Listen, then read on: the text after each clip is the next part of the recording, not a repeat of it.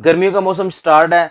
सर्दियों में और गर्मियों में अक्सर औकात लोगों को इस तरह के अमराज का सामना करना पड़ता है जिसके अंदर घुटनों और टखनों से उठते बैठते वक्त कड़-कड़ की आवाज़ें आती हैं। उसके अलावा गुद्दा कम हो जाता है हड्डियों में, यानी कि कड़ल पड़ जाते हैं। किसी भी जगह पे हाथ ऐसे किया तो खुलता नहीं है, ये बहुत ज़्यादा काम कर रहे हैं, वर्क कर रहे हैं तो उसके साथ हाथ जाम हो जाते हैं। इसके लिए बेहतरीन इलाज गर्मियों के अंदर आप करें। क्या करना है आपने?